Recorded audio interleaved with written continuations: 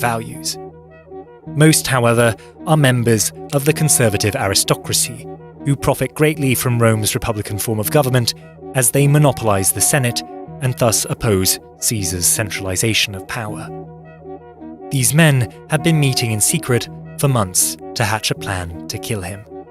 They considered assassinating him in public on a street in Rome known as the Via Sacra.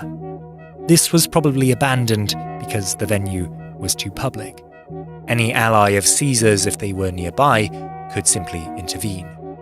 Caesar had no bodyguards on payroll while in the city, but he was known to surround himself with some particularly intimidating friends to compensate.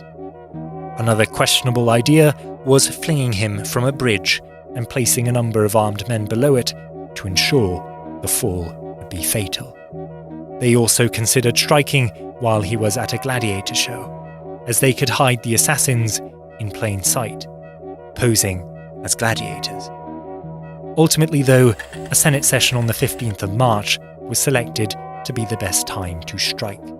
Soon after this date, Caesar would be outside of the city on a military campaign to defeat the Dacians and the Parthian Empire to Rome's east, making it far more difficult for them to reach him and allowing him to accumulate even more glory, prestige, and power. Choosing a Senate meeting made sense, too. All those present were sure to be unarmed, as it was generally prohibited to bring weapons into the Senate House, making resistance unlikely. Most of the Senate were indeed loyal to Caesar, but even his closest allies would think twice to spring to his defense when faced with a blade. Additionally, in a closed Senate meeting, Caesar could be dealt with more subtly, away from the prying eyes and ears of the public and Caesar's informal protection. So, on the day of the 15th, daggers are secretly brought into the Curia of Pompey in wooden boxes usually used to carry writing tablets for record-keeping.